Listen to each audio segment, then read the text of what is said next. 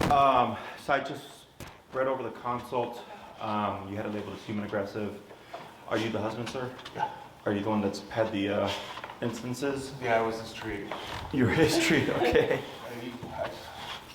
I have the photos I can show you. Okay. And then just as a second heads up before I forget, I have staff that live on premise. And they stay in each of these rooms. One of them was downstairs, but in case you may see someone in through here, it's one of my staff. Okay. Fill me in. So Biscuit's 2 years old.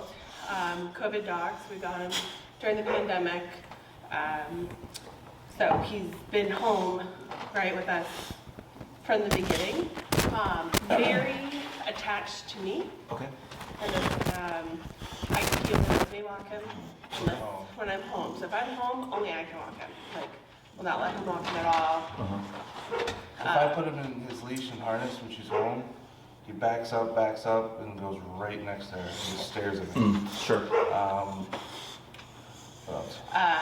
He's very excited, right? Likes people, likes dogs. Is typically like super friendly to both. But he does like to jump a lot, right? And sometimes with certain people that he knows, like our neighbor, like jumping to the point where he's like kind of like clawing into her. And I would say he's always kind of had a territorial thing over me. Like if we hug in front of him, or if like he touches me, like he gets in the middle, right? Nothing that's been aggressive until recently. So about October, we brought home and we have another puppy, and I don't know if that's separated it, right? But there's been, since then he has, I think, October, he snapped at me. snapped at you, and then No. we've had 2 biting situations And then he bit me in, right before Christmas. well, that was that one. Sometime in November, he just got me on my hand. I was able to push him off, and it wasn't bad. The one around Christmas was a full-blown attack right on the back. I mean, he was in my stomach, attached to my arm, started ripping. Wow. I still have like bad scar tissue. They think I might have a little bit of damage in there. But other than that, he's a great dog. It's weird. And this was like immediately after the puppy, like getting the. So she came in October, so yeah. So it's kind of like you got the puppy and all of a sudden tension, into a degree. Towards him, Yeah. his head, right? And it's only been when so the first hand bite, we were standing next to each other, and he probably was like messing with me, and Biscuit starts jumping right away, and he pushed him away, and that's when he came back aggressively to bite him. The second time, the major attack, we were in bed. He was moving Biscuit off of him. My arm got in there, so we don't know what led to the attack, but it was like he saw red, went after him, Couldn't calm him down. and only stopped when I like hopped on top of the dog and like had him on the ground to calm him down. What happened after you hopped on him? He calmed down, Immediately? basically. Or was there like a bit of a scuffle and he like settled? He didn't go after you at all. He didn't go after me at all. Okay. I literally, like, somehow we got him off of Matt. I got him, tackled him, and just kind of like kneeled over him while he laid down and like calmed down. I'm like, you're okay, like calm down. And his breathing was like crazy. Yeah. Yeah. But yeah, it's not like we don't really argue at home. There's no yelling at home. There's no confrontation really. I mean, it's pretty much just how we are. It's a pretty chill household. So Sure. I've never hit him. I'll yell at him when he does something stupid like, Yeah. "What are you doing?" But it's not like. Yeah, and I'll explain all that stuff because it doesn't make sense in our world, but I'll explain everything. So we have an incident in November. He was jumping, you pushed him away, little nick on the finger. Yeah, that one wasn't terrible. Okay. And then he went off and did his own thing after that? Yeah. Yeah. Okay. Well, we And- put him in the We crate. put him in his crate to calm down. Okay. I was like, I don't want that dog near me right now. Then come December, he's on the bed. And then you guys go to push him off. I was pushing him. He was like on me weird. I was pushing him off because I was laying down kind of off me, and he fell towards me, and I kind of pushed him off again, but not like hard. Yeah. Just kind of like, hey, dude, you're hurting me. and then you said, ow. I think I got in to help, like pull him towards me. I think I scratched you. For some reason, you said, I ow. made something. Honestly, it's a blur, and then he just went Crazy. nuts. But this was on the bed. This was On your bed. Yeah. Okay. It was And like he a has firework. slept with us in the bed since we've had He him. sleeps in my arms every night. Yeah. Have you ever had to push him away like that before, on the bed? I'm sure. Sometimes, well, if he gets like rough with we have an 8-year-old bulldog as well. Okay. They get rough sometimes. We've had to kind of push and, you know, kind of separate them a little bit, Uh-huh. but no, it was more like, hey, give me my space. And then, like I said, it was like Go ahead and pull him in, because I have my dog in there. Yeah, sorry. Come like I said, it was like someone Come back lit and a stick of dynamite off and you Okay, just sit. saw red. It was crazy. And what was the very first, because there was 3, 2 that were a nip and a bite, and then was there the The first? first one was at the hotel in the New England. In What'd you do with October. that? I was sitting on the couch and we got all weird. The first incident, he got weird. I kind of like pushed him down, and he snapped, and then he was over. And I was like, oh, that was kind of weird. But I was like, maybe he just is in a pissy mood, like anybody can be or any animal can be. So I didn't think much of it. Uh-huh. Sit. Then the November one was a little scary, and I'm like, oh, that's weird. And then we put the training collar on him. And then the December one, like, he wanted me dead. It was weird. Okay. So, and then, I'm sorry, what day did you get him? So I know it was a COVID dog, but what was End of March. Yeah. End of March. Like March 2020. Okay, and how old is he right Or now? He's 20, 2. No, 2021. 2021. 2021. And he just turned 2 this week. Okay. Oh yeah, it's 23 already, man. I know, I gotta right? catch up to the Right. new year, Time right? flies. Yeah, because I'm like, man, 2020, I'm like, that doesn't make sense. Yeah. Yeah, okay, so 21, March. And then there's another bulldog, 8 years old. Yep. Yes, we have 3. And then you have a puppy, which you Yeah. got in October. Yeah. And it's a female puppy? Yes. And the other dog is a Male. male. Okay, so we have two, and they're all, well, these guys are All neutered? bulldogs. The boys are neutered. She's not spayed yet. Okay. Good boy. Have you noticed any behavior with him and the puppy? No, I mean they've played instantly from the beginning. He gets a little mad. He'll snap at her once in a great But while. then she comes right back at him. Mhm. It's No, worse dog nothing fight. where I'm concerned of. Like it's never been a point where it's like whoa. Okay. No. In that first time from March to October until you got the puppy, standard English bulldog, lazy, No. or active? Okay. Very active. Loves walks, but he pulls. Pulls, jumps. I mean, taking him for a walk is a nightmare. Yeah. Is there any reactivity? Not until recently. Okay. Like I was walking him this week, normal, and he's usually like dogs come by, he's laid down on the ground. You know, when dogs do that. He's really submissive. Usually very submissive, very calm.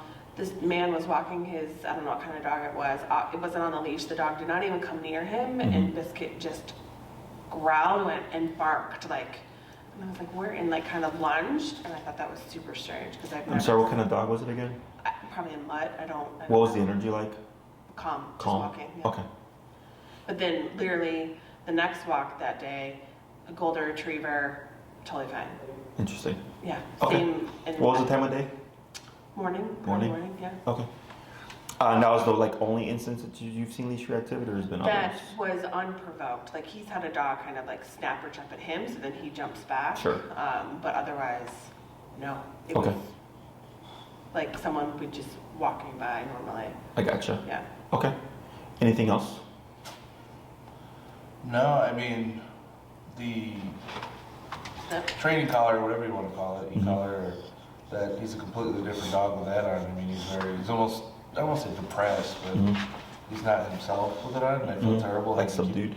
Yeah, I feel bad having to keep it on him, but I don't feel comfortable in my own house. And I love the dog, and he's great 99.9% of the time. It's only been those few instances, but I don't know. We're kind of lost with what to do because I can't have him. Sure. Do you know what model that is? What brand? Yeah, if you show me the remote, I can most likely. I see. Was that off of Amazon? Yeah, Yeah, $80, I think so. Yeah. something like that. Okay. Anything else you'd like to add? Anything else? I don't think so. I mean, I feel like that covers. Have you ever had to use that collar on him? Yeah. What have you used it for? him going at the 8-year-old, like Like attacking him. he's very Okay. much alpha, right? And whenever the 8-year-old's playing with toys, he immediately takes the toys away. And I think if the 8-year-old has kind of been like growl or bark like "Don't take my bone," then they start doing like this side and jaw nonsense. And we babysit then. But usually we What's his keep it. response when you just He need- yelps and immediately stops. Oh, when we shock him, he yelps. Yeah. Yeah. What's the level you remote him at? I think it's at 16. 6-0? 16. 16 out of. 16. Okay, so it's max power. Yeah. Yeah. I got you. Okay. He's pretty responsive to the beep 9 times out of 10. Mm-hmm. On occasion, he's too excited and we do the vibrate, Mm-hmm. and that will usually stop it. So he's been shocked Twice. twice on, Once by accident. probably more than twice, like twice probably on purpose, and probably less than 5 on accident. Mm-hmm. I rolled over on the remote one time. My dad hit the wrong button. Yeah. Sure, it happens. I got you.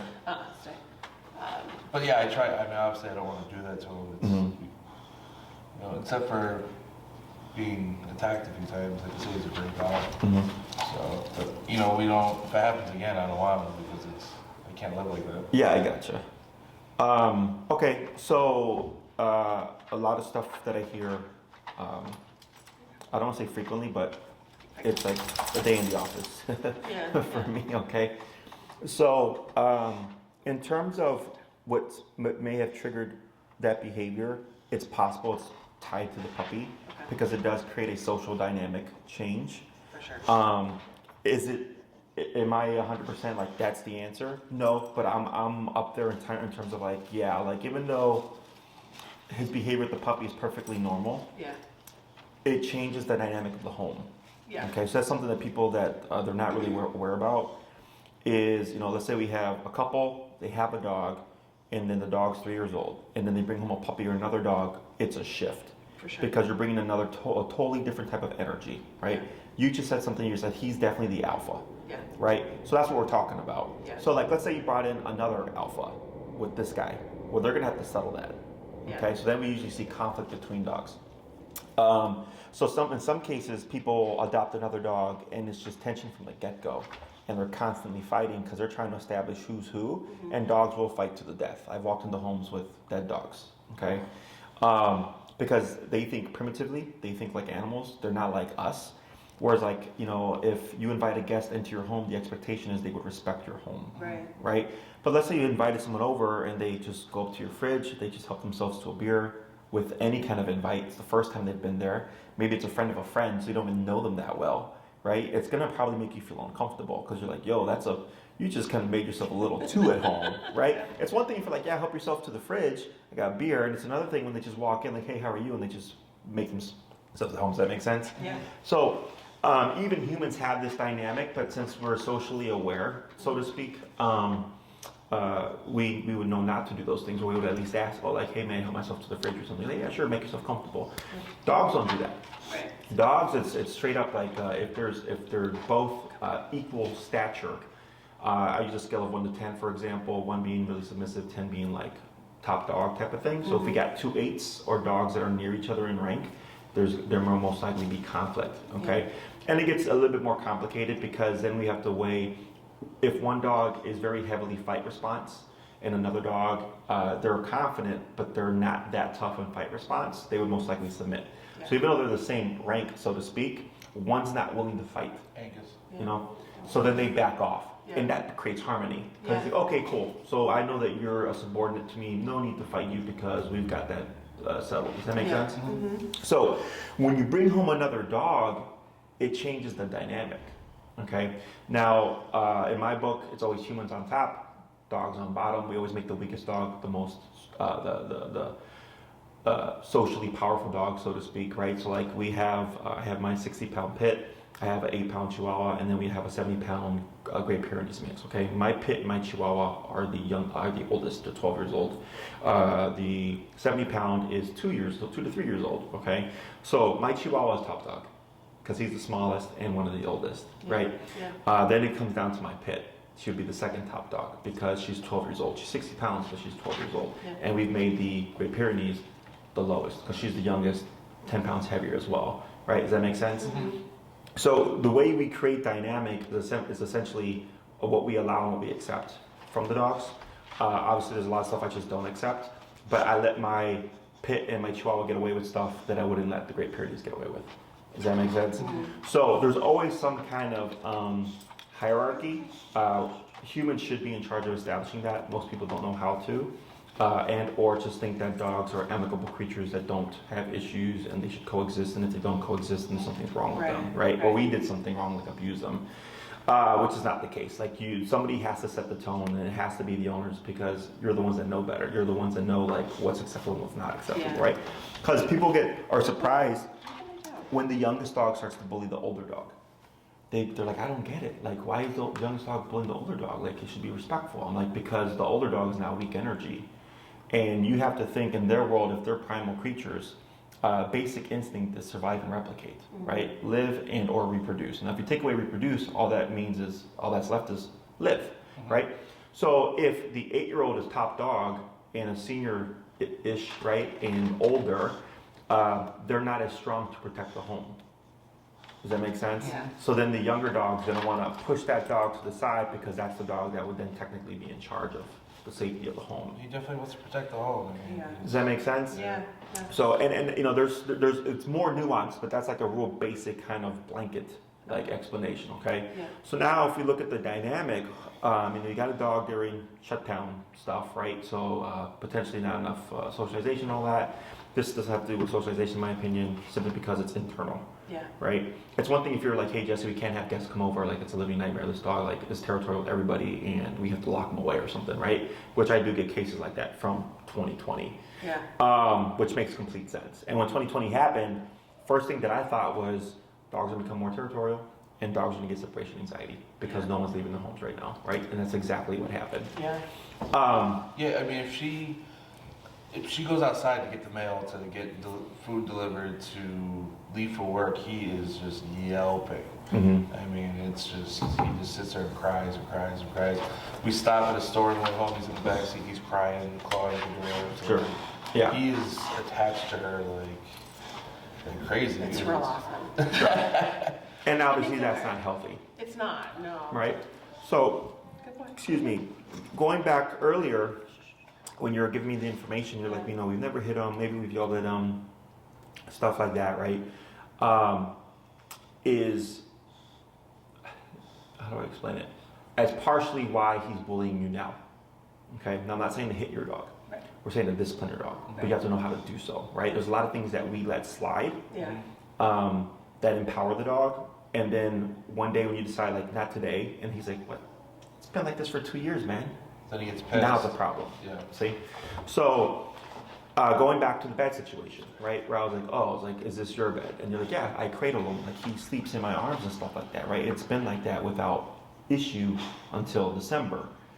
But that's why he did that. Does that make sense? So he's not really mad at me, he's just... Dogs don't hold spite. They don't, That's good. they don't plan things. I know. They're reactive. Yeah. And it's they're what I would describe as on or off, like a switch, right? Everything's fine until it's not, right? So like let's say I have a dog that's a resource guarder. They guard their food, okay? And I know if the dog's boundary is 4 feet. If I reach 4 feet of the food, the dog will trigger. They'll turn on. But the moment I pull my hand away, they'll turn off, on or off, right? There's no kind of in between there. So in your setting, everything's fine. But then the moment you go to push him away, he's on. Yeah, but the weird thing, because I've done that other time, not a lot. I mean, even like last night, I kind of pushed him down, he was fine. I don't know if it's because he has the collar on now, and he's like, shit, if I bite him, he's gonna Sure. zap me to Pluto. It's a potential that it's the collar. But also, when we have a bully, it's on the bully's terms. It's not on your terms. Yeah. Does that make sense? He decides when he's going to tell you to stop it and to what degree he's going to go to stop you. Does that make sense? Yeah, I mean, that was... And that's where things seem unpredictable, right? Because I hear that word a lot. Like, oh, this was unpredictable. And as soon as I hear everything, I go, yeah, I mean, to a degree, because the dog chose. Yeah. But everything is telling me it's predictable because the dog was being allowed to do a lot of things that, like, I wouldn't allow them to do. Yeah. Or if I did allow them, it's because I have full control. So, like, I allow my dogs on the couch. I allow my dogs in the bed, right? But when I tell them to get off, they get off. There's no argument. I don't have to shove them off. That's the difference. Does that make sense? Is I can just go off, bloop, right? That's it. So if I don't have to push them, right? Because that's them going, hey, I don't want to get off. You're gonna have to make me get off. Yeah. Now we have potential tension there. Does that make sense? And it happens with people too. Yeah. There's people that you can tell them to do something and they'll just comply, and then there's people that resist. Yep. Right? And then when they go into resistance, things escalate. So I'm gonna bite your arm now. Okay. So I don't train humans, just so you know. I guess, so how do we avoid me becoming a piece of meat? Yes. So this is where things get more complicated. Yeah. Okay. So my job is to like help your dog learn their place. Kind of fix the psychology a bit, so he's subordinate, you guys are on top, type of thing, right? But the other thing is, as humans and as the average dog owner, there's a lot of stuff that you don't know that I know, Yeah. right? And it's the stuff that you don't know that's going to potentially put you in harm's way, right? So my job is to educate you and say, do this and do this and do this to help avoid this. Yeah. But as humans, it's inevitable to become complacent and or forgetful, or just you slip up one day and then you find yourself in that moment, right? I've had this happen to 2 clients in the past like 2 to 3 weeks. One of them was a dog. It's funny because I trained the first pit because he was going after the dad and stuff. He was easy. They got another dog, a puppy pit, and he has been the biggest problem since they've got him. Okay, he's attacked the other dog several times. The other dog doesn't even defend himself anymore. He's gone after the owner a couple of times, right? And a year ago when we had the training, we did the training, everything was going well. I gave him all the information. I said, just be mindful, always keep things put away. It's the easiest way to avoid a fight, blah, blah, blah, blah. But in case you find yourself in a situation, this is why we did the training. And like 2 weeks ago, they left a toy out. And the wife was like, yeah, I saw it. And in the back of my mind, I was like, I should just put that away. But they've been so good for the past year. I was like, it's fine. Fight. And it was a bad fight. Okay? And I said, yep. I was like, that's exactly what gets people. You know, because she was like, can I keep this dog? I'm like, well, you guys were doing great for an entire year. Your instinct, your gut was telling you, maybe I should put that away. But you're like, oh, it's been so good. But it was so good because you're being so good about putting everything away, right? Same thing with another client. It was also a resource guarding thing, right? Which is hard because we see something and it's like, okay, like I don't, you know, it's like either laziness or whatever. You don't really think about it. And then when you're in a situation, you go, yep, that's why I do this stuff, right? I put them away or whatever. Yeah. So it's inevitable. And that's the hardest part, okay? Because you could go 3 years without incident, and then you have a slip up, you forget something happens, and all of a sudden you're back in that situation. And it becomes more complicated because, like, let's say in that situation, the level of aggression is great, right? But it was one incident in 3 years, right? So that's because I look at it that way, but then we also have to evaluate, well, man, he really went after me. It was worse than December, right? Like, that's where the math kind of gets complicated. Yeah. Because when we get, like, reactive dogs that lunge on the leash of dogs or whatever, I get dogs that people can't even walk their dog. Right, because every walk is going to be a pain in the ass. So they walk their dog at 3 a.m. They walk their dog at these very odd hours. They take the stairs instead of the elevator to avoid that stuff, right? But then, you know, they get their dog on track, reactivity is good, all that stuff, and I'll tell them, like, your dog's not a machine that's fixed. Your dog is doing well because of all the training and all the effort that you're putting in. But in 6 months or a year, if you get a moment of reactivity, again, it's fine because now you can stop it very easily. Mm-hmm. And one time in 6 months or a year is nothing compared to every single walk with the dog is reactivity. Right. Does that make sense? Yeah. So these are all things that we think about. And the reason why I bring them up is because I want to paint a very realistic expectation for you, and then you decide, okay, yes, we move forward, knowing that nothing's going to be perfect, and we have to be vigilant, and we have to be very aware and as consistent as possible to help keep something from happening again. Yeah, that's good. Does that make sense? That's good. So some of it is lifestyle change. Part of it is discipline, you know, and then the hardest part is most likely just consistency. I mean, because you can see he's not a mean dog, he's not an aggressive dog. He just those three things. And that's the tricky part too, because people see that 99.9% of the dog, right, which you mentioned earlier, and he's like, it's just that 0.01%. But that 0.01% did some serious damage. Yeah. Yeah, I mean, it's still, like I said, still bad. I'm numb in the Correct. My fingers go numb. Yeah, so like I got a bite here. This was 10 stitches. This was a Great Dane, which always surprises Oh, people Jesus. because they're like, Great Dane, they're gentle giants, right? I'm like, any dog with teeth can become aggressive, right? This was back in November, December of 2019. Healed up, no nerve damage. I did have an exposed nerve and all that stuff, but everything was good. And then when we had that really cold, like -degree weather a few weeks back, my wrist kept hurting. And I was like, man, I've never felt this before. Like, and this just wouldn't go away. And then I connected the dots. I'm like, oh, this was most likely because of the bite from a few years ago. So now I'm starting to feel like I'm gonna be pissed every time it's cold. But yeah, I had his entire, like, the outline of his mouth and my gut and my belly. He bit me right in the That's crazy, man. Yeah, no, I mean, I've seen, it wasn't a case that I worked on. It was a volunteer thing that I did where I was like a trainer they could call if something ever happened. And it was a concorso. I showed up. There was like 2 or 3 squad cars there. You know, I go into the lobby and I hear the guy talking. There's the police there, and then he had a white T-shirt, and all this was just red. And then the cops wanted to look at it, so when he lifted it up, just like you described, the chomp marks there. Same thing, but going this way. Yeah. You know, just all the teeth, just right there on the side. You know. So, so everything I talk about is not to make you scared. It's just to make you fully aware of, like, okay, if we move forward, these are things that may happen. Jesse's job is to help us make sure it doesn't happen. Yeah. But just being consistent with everything. Yeah. Okay. So one thing is to let go of feeling bad. Okay, it's fine. You love your dog. Obviously, you care for your dog. You don't want to ruin your dog or anything like that. But that has no impact on him and how he treats you. Does that make sense? Yeah. Like if he decides to go to December again to tell you to do something, to not do something, yeah, do it, right? And it's hard for us because we're like, but Jesse, I give this dog the best life. I give him love. I give him the best food, this and that. We take him all these walks, and he treats me like shit. I'm like, but that's actually why. Because you're giving in to the dog, you're empowering them so much, then the dog decides that they want you to do something or not do something. That's what they're doing. They're not seeing it out of niceness. Yeah. Does that make sense? And I get it a lot where the owner's like, I do everything for this dog, and this dog still treats me, you know, aggressively or blah, blah, blah, blah. I'm like, yeah, because you're subordinate to the dog. Because of everything you do to cater to the dog. The dog accommodates us. We do not accommodate the dog. Is what I always tell everybody. Does that make sense? Yep.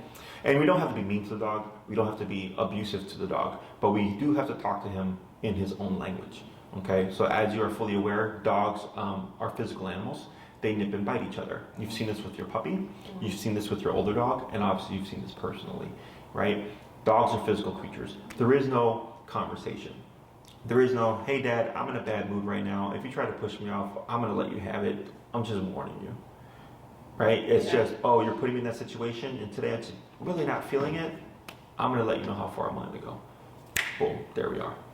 Okay? So when we do the training and stuff, it's essentially talking to the dog in their language, which is nipping and biting them back.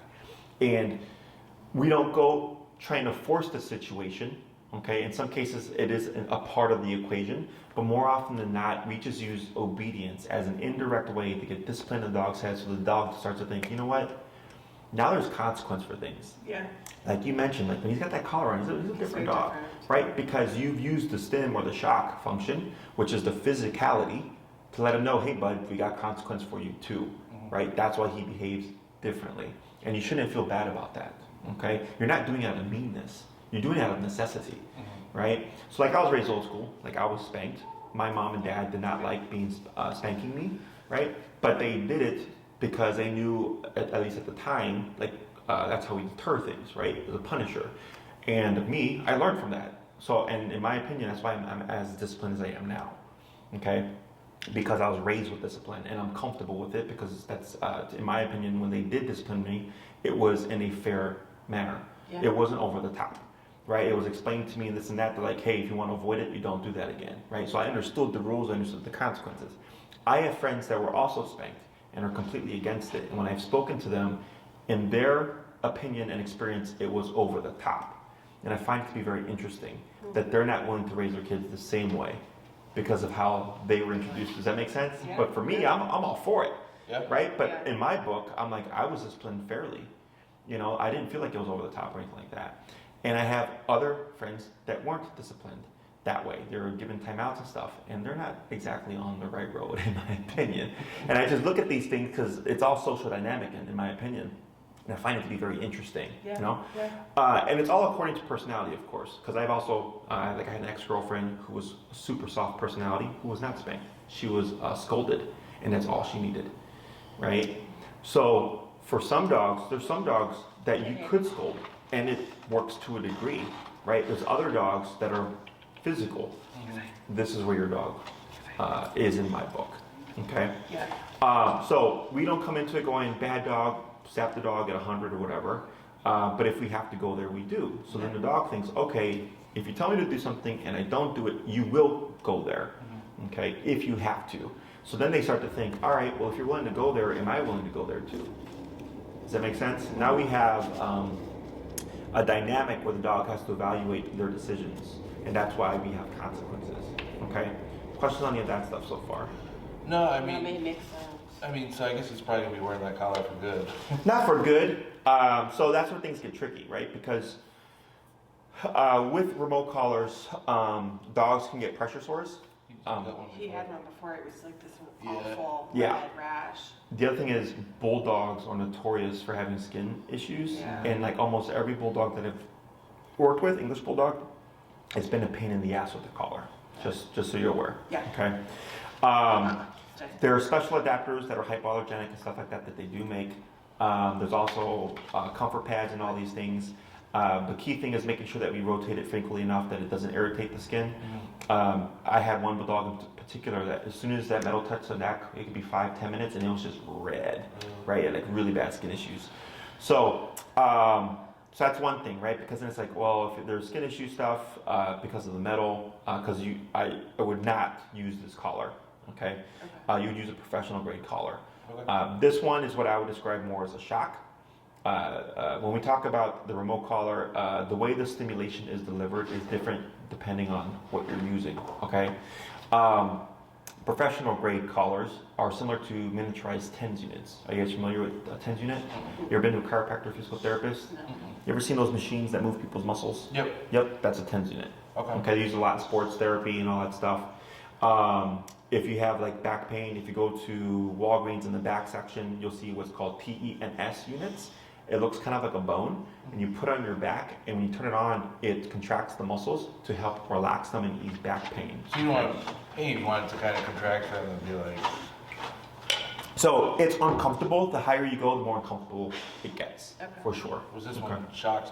So yeah, so the difference is, I felt, that's why like the Amazon stuff, I know because I've seen them. Yeah. I remember I felt one, and it was 4 out of 100, and I remember my hand like did this, and for like 15 minutes I felt like a weird sensation in my hand, what I would call residual stim, okay? With our professional grade collars, we don't have that. And 4 out of 100, you don't even feel. So I was like, if this is 4 out of 100, what the hell is 100? Yeah. Right? With the ones that we use, it's setting by setting. It's the 1, 2, 3, 4, 5, 6, 7, 8, all the way to 127. So it's much more refined. So think of your 16 as 127, but we have 111 more levels than your remote does. So it's really fine tuned. So when we think about aggression, a lot of times people think, oh, the dog's being reactive or aggressive. I want to punish the hell out of that. So I want to make sure the dog doesn't do that again, right? Most of the time, it's so abrasive that the dog cannot think through the consequence. So we want a consequence that's firm enough that they respect, but low enough that they're able to think through it. To realize what they did and why. Exactly, okay? So I've had people come and they've already used the collar, they're training the dog on their own, and like the dog's like a neurotic mess, right? And I'll ask them how they use the collar. More often than not, it's something like that. Oh yeah, I blast the dog every time they're reactive, right? So for the dog, one is so harsh that they can't think through it, but two, it seems random because it wasn't taught to them correctly. Yeah. Okay, we teach you how to teach your dog how it turns on and how it turns off so that it affects their decisions. So imagine for you, you wake up and your vehicle has a ticket on it, and you look around and there's no reason why. You look at your ticket and there's no reason why. Okay, and the next day you wake up and there's another ticket in your car with no reason, and it just keeps happening. So you're like, how the hell do I keep getting these tickets, right? You're gonna get pissed because you're like, I keep getting tickets, I don't know how to avoid it. If you see, oh, cleaning day, I forgot to move my car, you may not like it, but at least you know that's why I have the ticket now.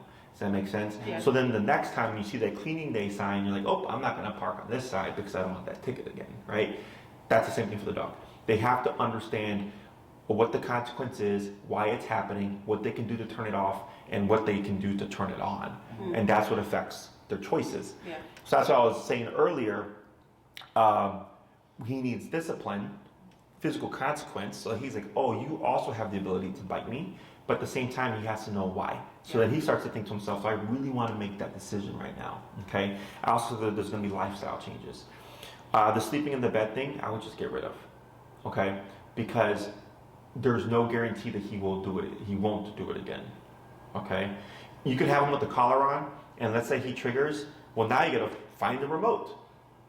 Right? Yeah. But you're worried about being attacked. Yeah. So now you're just sitting there with the remote under your pillow while you're holding the dog in case you have to push him. You see what I'm saying? Like now you create the situation where the risk is very great, but the reward, in my opinion, isn't worth that level of risk. Okay. Okay. The workaround would be you get a very firm grasp on when you tell him off, he just does it. But then one day, what if you tell him off and he decides not to? Because you're not going to have that collar on him all the time. He does listen pretty well though. Like if we say, Biscuit downstairs, let's go, off the bed downstairs, go to your room, we're right to his crate. So he does listen. But what happens that one day he doesn't? Yeah. That's what I'm saying. It's Yeah. that 0.01%. Yeah. Right? Because remember that 0.01% in December, because I always think, yeah. Yeah. You see what I'm saying? So, because we tend to think the 99.9%, right? But the 99.9% didn't do that. So even though it's The point, same example you used with the toy and that woman, like she, things had been great, so she just was like, it'll be fine. Yeah. And it wasn't. Yeah. yeah. I mean, I don't like the idea of getting him out of the bed, but I That understand. means he'll have to sleep in his crate because if not, he's gonna cry and cry and cry. Yeah, and now we have to correct the crime, right? And that's not a problem. Yeah. So that's the easiest answer for me to give you Yeah. so that you can keep your dog and really reduce that risk of anything happening, right? Because if he can't be in the bed, you don't have to push him off. If you don't have to push him off, we're greatly reducing him triggering. Now, do you think he's also protective of my wife? And he's afraid she's sharing her attention? I mean, it happens. I mean, the stuff that you're telling me, the incidents that you've described to me all seem like territorial behavior or resource guarding, right? So she's a resource. Yeah, but in this case, it's triggered by his resistance. Because each time, I believe you told me you were pushing him away. Yeah, well, Yeah. The first one, he jumped around, and that's when I kind of pushed, because... So that's pushing him Yeah, away. Yeah. So that's, Yeah. my Yeah. natural reaction was... do Everybody's it. natural reaction, yeah. So and remember that kind of corset I just mentioned earlier? Mhm. You know why that triggered? What happened? Push him away. The dogs hate that. I mean, I hate it. Someone puts their hands in my face, push me away, I'm gonna swing. You know? Yeah, the guy was sitting on the couch. The dog came up, put his paws on his knees. He pushed him away, and that's when the attack happened. Those dogs can kill. I mean, this dog. Yeah, well, that dog was 120 pounds, and that dog was. There's a number of factors there, but he was also underweight because he was back in someone's yard, like neglected or whatever. Yeah.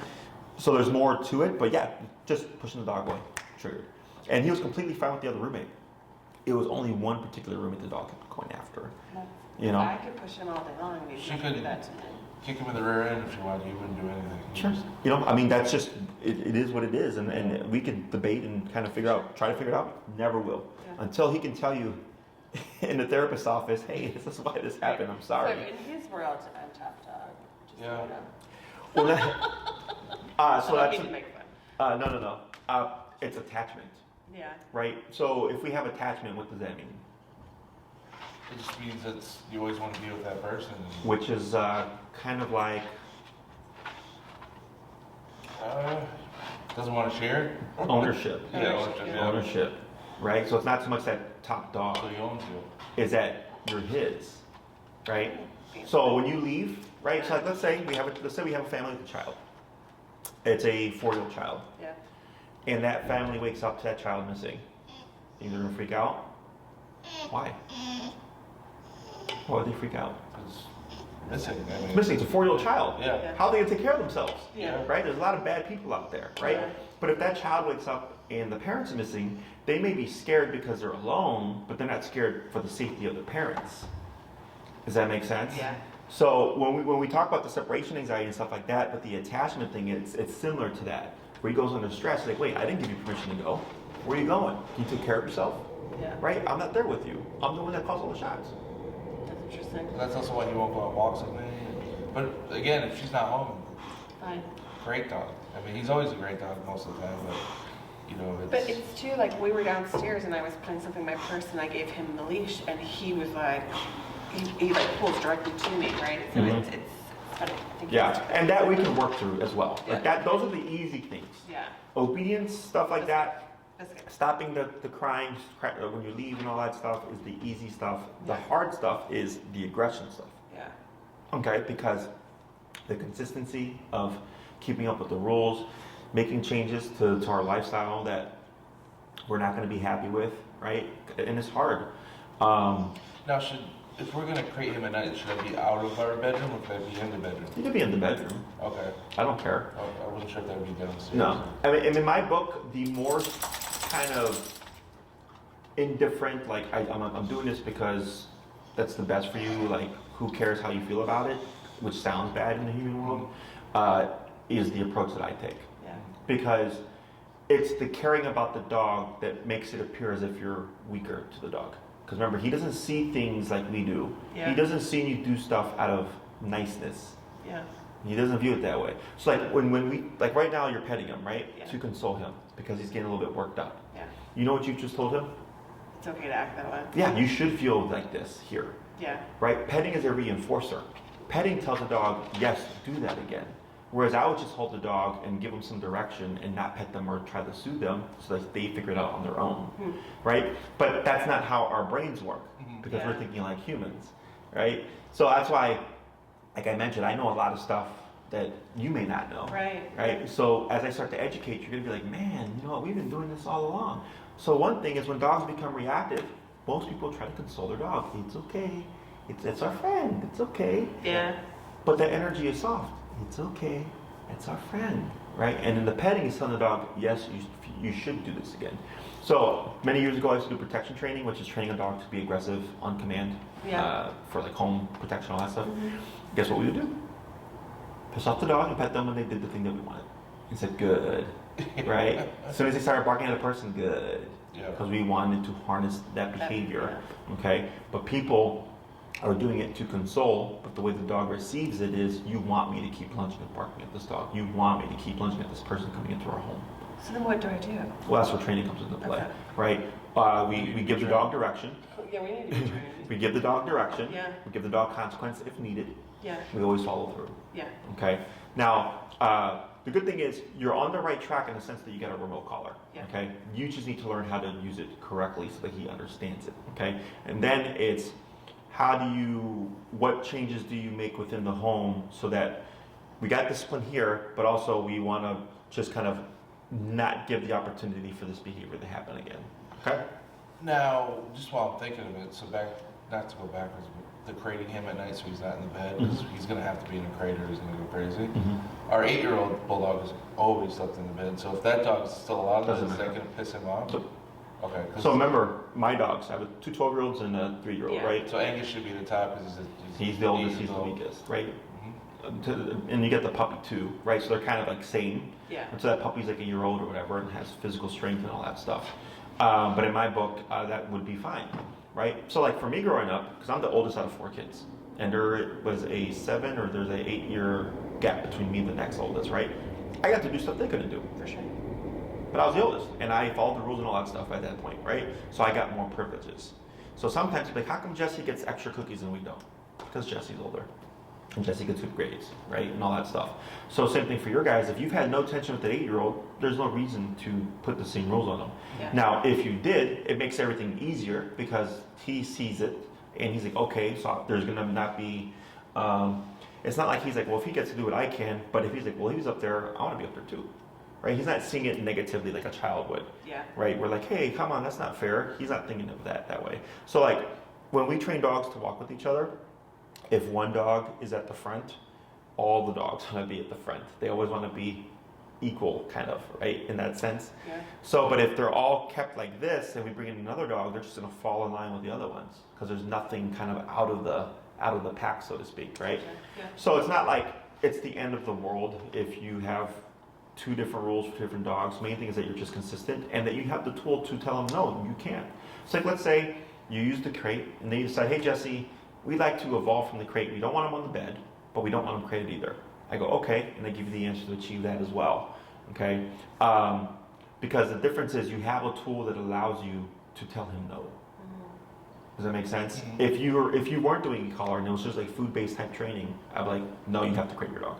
Yeah. Because there's no food-based type training, there is no punishers. There is no, in some cases, telling the dog no. It's, oh, reward the dog for doing something else. So I'm like, am I supposed to reward the dog for laying on their bed the entire night so that they don't jump on our bed? Like there's nothing to deter the behavior. But here you do have a deterrent. You have your remote collar. Yeah. Okay. Other questions on so far? No, I just wanted to make sure on that because the 8-year-old dog we got from somebody else and they basically abused him, confined him. So you try to put him in a crate, he'll bite your arm off. So He's been in our bed for 7 years. the best dog. Like there's Yeah. no concern with him. I just think that he now goes in his crate at night. Yeah. I think he can stay downstairs in the crate because there's no room. The puppy's been in the crate. We're not letting her in the bed at night. Yeah. I think we'll have to learn some things. It'll be challenging because we boat in the summer and space is limited. But like, There's plenty of room on our I think boat he for just crate. will. Where you guys boat out of? Racing. Okay. Yeah. I used to work on boats out of Burnham Harbor. Oh, Yeah. you work charter on boats ours. and stuff. Yeah, I got my, I was a crew member for like 7 years and I got my captain's license. And I was there for like 10 years, 10, 11 years, yeah. And then I was building my business while I was doing that, and then now I just do this. But I love being on the water. So, the way I would foresee this playing out, to give you kind of a layout of the plan and everything, is I would put you at around 6 to 9 classes. Okay. So we have 3, 6, 9, and 12-week programs, okay, in-person programs. Yeah. If you did 6, I do like bare bones type stuff. In the sense that I'm like, okay, I have 6 classes with you and I want to get this done. So I'm only going to focus on the stuff that I know that you really need. And then if we have time, we'll get in the extracurricular, so to speak, right? Right. 9 just gives us more wiggle room because I have more time with you. Yeah. And the way I do my classes, before it used to be week by week by week by week, okay? And it's still like that to a degree. But there may come a point where, like, let's say you've given me your concerns. We address all the important stuff where I'll tell you, like, okay, go and do this for a month or 2 months. And then come back for your 6th or 7th class or whatever, okay? Because when we're dealing with behavior, it's all about time, okay? So like, for instance, that client that I spoke about the whole year gap and everything, they actually have like 1 or 2 classes left over. So they're like, okay, Jesse, it's been a year. I think we should have a class because we slipped up and then we want, your insight or whatever. And I said, sure, if you want to schedule it, okay? So there's that kind of approach, or there's an approach of like, okay, you need time to just get stuff done, so that when you come back, we can keep building on things because life happens, work happens, you get sick and stuff like that, so you're not able to always just contribute 100% of your time to trying to train your dog, okay? So I've learned we get all the stuff that we need done, so you got everything and you can start working on it, but then I give you time to work on stuff because you're not always going to come back week after week like, okay, we got the homework done, right? Yeah. So first 2 classes are going to be on heel, which is leash walking. So this will help remedy the leash pulling and all that stuff. This will also help with the reactivity. It doesn't seem like it's a huge problem, but it gives you an answer. So like if he would trigger again in the future, one, I would quiz you on it. What happened? Give me details. The next thing would be you would have the ability to stop it. Yeah. Okay, with using your tool. Okay. Ideally in time, we just nip that reactivity in the bud and you see it rarely if ever, okay? Which is kind of like where you're already at now. Yeah. The 3rd class would most likely be reviewing all the stuff that you allow him to do on the bed, on the couch, all those things, all his privileges, so to speak. And we want to reevaluate those, okay? There's some that I would believe will put you at risk of being in that moment again. And I'll give you kind of like choices of A or B, and then you pick which one you want to go with, okay? There's going to be some stuff that I'll just tell you no, okay? Like the bed one, I'll just say no, because it's just too great of a risk. Now, it's your dog, your rules. If you're like, no, Jesse, we can't, we want to do this, please, and I'll give you the answers to get to that. But I'm just saying, just so you know, I'm not on board with this. Yeah. I mean, do you think he remembers that? I mean, do dogs remember that? Dogs don't go. Dogs are present. They're Okay. not future. They're not So past. he has no idea he attacked me. No, Okay. no. He's not thinking like I taught Dad a lesson. Now, it will impact, in a sense, behaviorally, or the hierarchy, because technically in his book, that was a one situation. You're the one that got all the damage, not him. Yeah. Even though you calmed him down and stuff, there was nothing that backed him off of the attack, right? So like if we have two dogs that fight each other, we make the dogs stop the fighting, settle, and then they have to sit with each other for at least 15 minutes. Okay, so the dog learns, okay, we triggered, you stopped us, you made us stop, and then we have to coexist with each other for this period of time with no tension. So go ahead and just move them off. Yeah, I think he has to go poop. And that's what they remember. Okay, if Jesse's here or Enrique's here, like they don't allow that, right? So then they are not likely to trigger again because they know we will make them stop. In his case, he wasn't made to stop. It was even though you like pinned them down and stuff, by making him stop. So for example, I walked in the home, told the guy to keep the dog on a leash. The guy did not do so. Okay, dog charged after me, so I have to protect myself. I kicked the dog, okay, several times before the dog backed away and then left me alone. Because the dog was like, all right, I usually use aggression to get people out of my house. Yeah. I was met with it. I had nowhere to go. Yeah. I'm not gonna let the dog attack me, right? Defend myself. And then yell at the guy, okay? So now the dog's learned, all right, when Jesse comes in the home, he is a person that I cannot attack. Yeah. Because he will bite me back and make me stop the aggression. Does that make sense? Yeah. So I'm not telling you to do this to your dogs, what we do the training for, but if you're in a situation where you have to physically defend yourself, in my opinion, you can. The guy that got bit with the Cane Corso, when he was telling the story to the cops, it was funny in the sense that he was like, yeah, the dog was latched onto me, and I was trying to get him away, right? And I asked him, he literally did this. I said, what is this? And he's like, well, I don't want to hurt the dog. Oh, Jesus. I'm like, the dog is... I was swinging at her. Yeah. I was like, the wouldn't dog let is go. on. Yeah. And I mean, you get shit like that, right? So the dog has to be made to back off. So that's why I was like, in that situation, like you're probably not going to have the ability to, even if you are, because their tolerance for physical discomfort is much greater than ours because they bite each other. This is how they're bred, Yeah. right? Plus, he's a bulldog. They're already tough animals as it is. Yeah. You know, pits are notorious for taking a lot of pressure or physical discomfort because they were bred for fighting. It's in them to be able to take it. You know, so is it all making sense? Yeah. So the third class is like reviewing everything. Here are some answers, right? Pick what you want to do, this and that. I don't think you should allow this, blah, blah, blah. And then we come up with the structure within the home. And then after that, the fourth class, I can teach you how to empower yourself within the home by like putting pressure behind certain things. We tend to think of like, obedience is easy, sit, stay down, come, place, heel, right? But then there's stuff like for my dogs earlier I mentioned like the word off, right? Or like even the word no. Yeah. Like disagreeing with stuff that typically we don't disagree with. So like for instance, right now when he jumped on you, what is your first instinct, Give him a Hug hug. him. right? That's, And yeah. mine is push. Right. So we wouldn't push and we wouldn't hug. We would give consequence. Yeah. You see the difference? Mhm. So then he Should I goes, beep him if he does that at home? technically speaking, yes, right? Now we want to be mindful because even if you've not seen this, it's a potential, and this is why we do the healing exercise first. Yeah. The healing exercise is to put pressure on your dog and discipline in a non-confrontational manner. Mhm. You're just out on a walk, okay? But he starts to learn, when I do this, it turns on. When I stop doing it, it turns off. If I don't do this, it doesn't turn on, right? As he starts to learn these things. So when we start to apply it in these kinds of situations, it doesn't agitate the dog. Okay, so that's one thing that we always have to factor in is we don't want to piss the dog off more. Okay, it's rare that does happen, but that's why we have to condition the dog first, so that when we're in that moment, the dog's less likely to agitate because they go, oh, I felt this before, and if when I stop doing what I'm doing, it goes away. So then they jump off, and then it disappears, and there is no agitation. Does that make sense? Yeah. So that's why we do things in steps, so that this way, by the time we jump into these areas, ideally he's had enough conditioning that it doesn't provoke any behavior, okay? Yeah. Just so you know, it's still a possibility, Yeah. okay? For example, I have a case right now, resource guarding case. We did a resource guarding class here, easy peasy, no problems, right? And I even put like a cement block on the dog with a chain and everything like that, just in case the dog triggered. Easy peasy, no problem. At home, not easy peasy. The dog agitated. So now I'm like, okay, we'll hold off on that until I can do an in-home with you to figure out how we resolve this. But the dog's behavior in two different environments was very different. Yeah. Okay.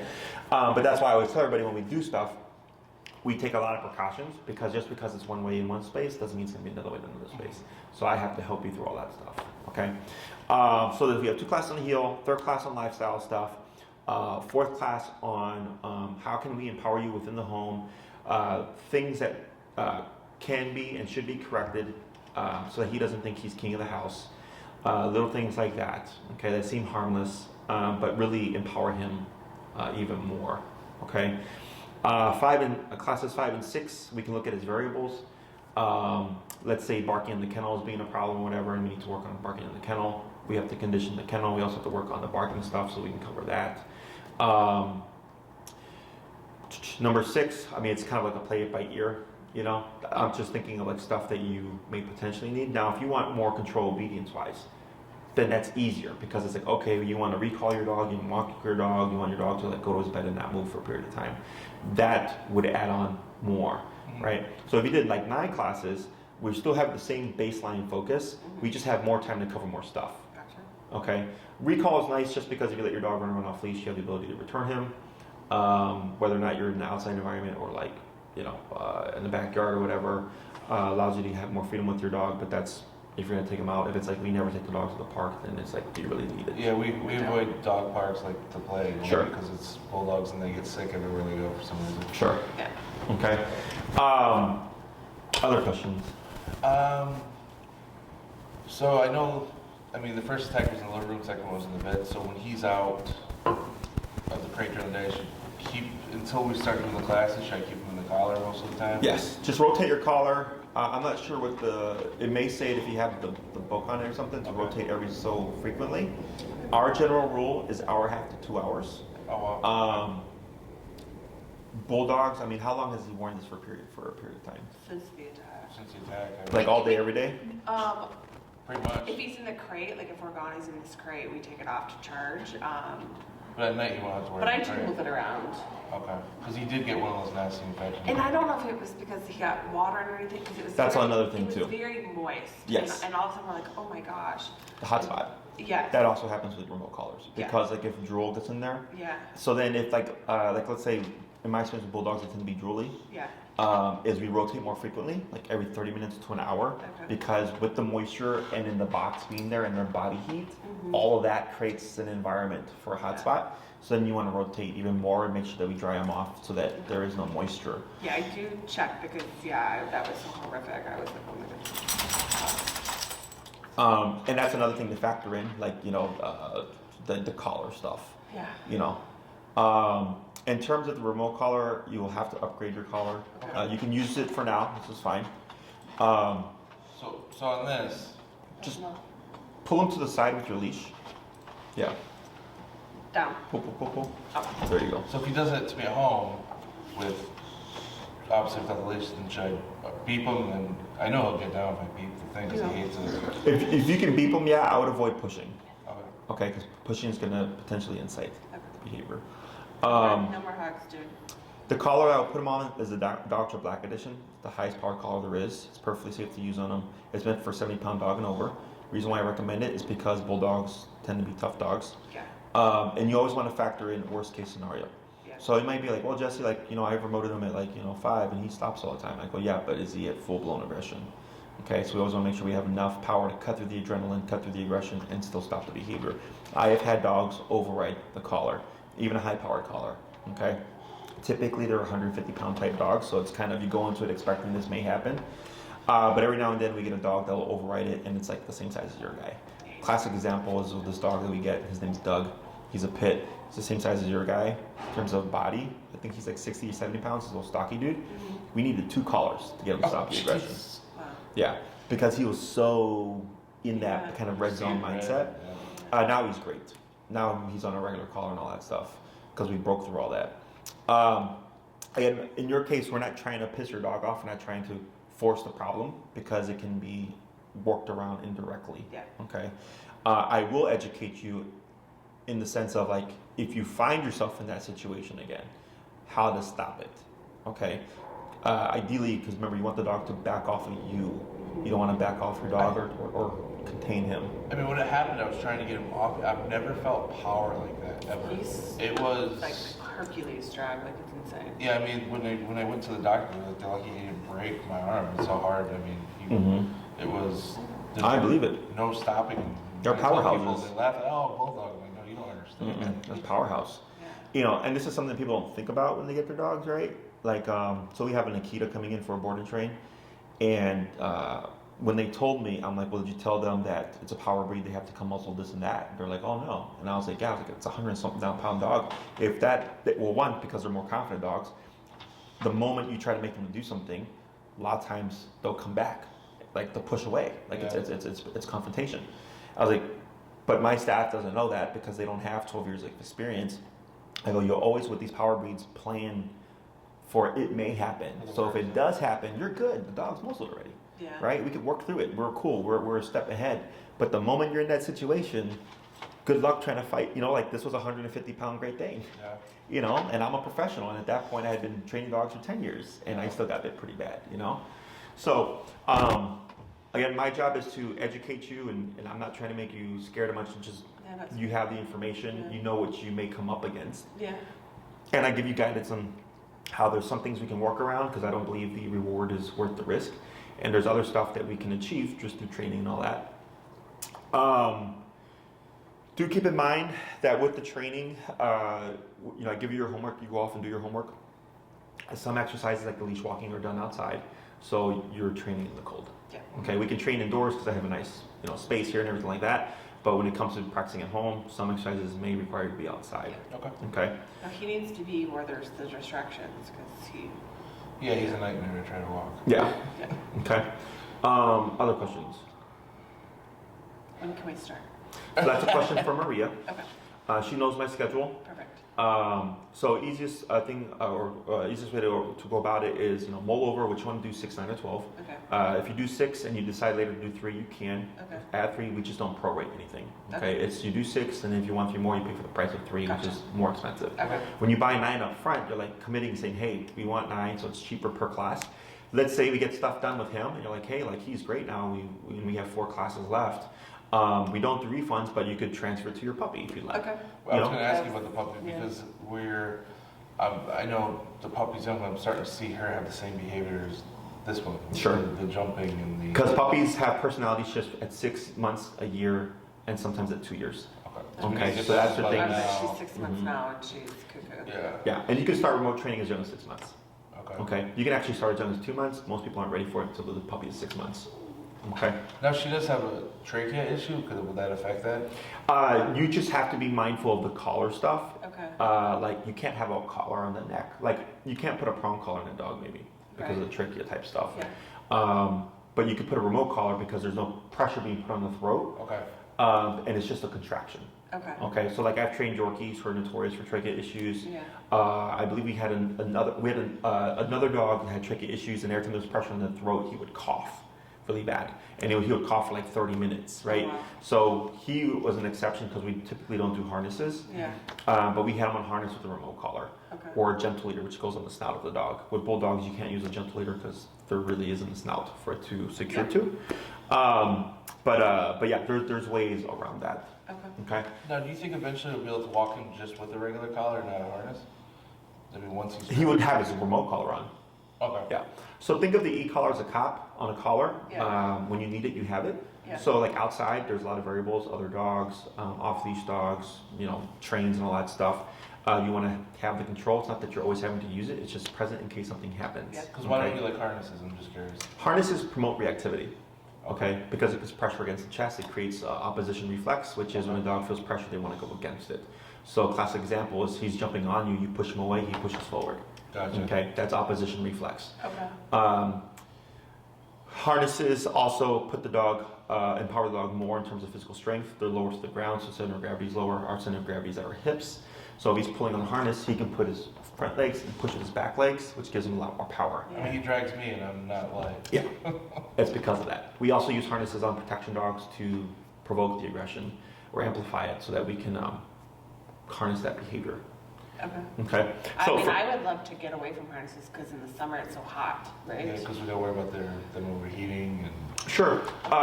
So for now, just keep doing what you've been doing. Okay. Don't change anything Okay. until you start the training, and then Okay. I'll guide you through everything. Okay. Okay. Other questions?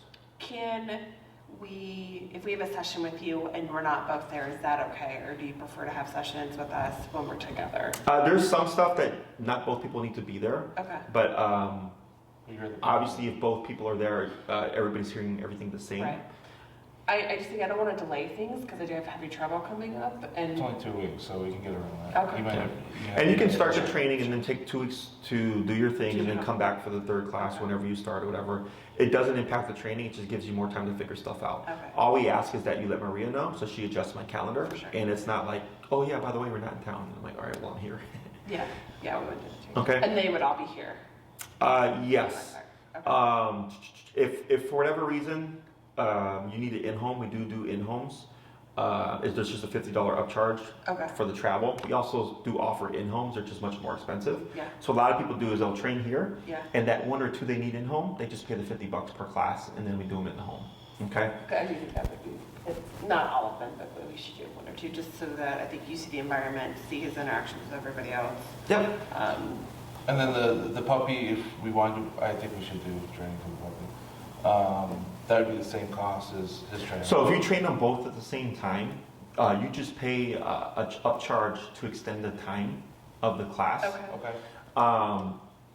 It's not 2 programs, 1 for each dog. Right. Okay, it's you buy a program, oh we have a second dog, and it's usually the first 2, maybe 3 classes, I'll tell you to extend the time. Okay. Okay. And then once you got them down on the same page, we can most of the time get both dogs done within an hour.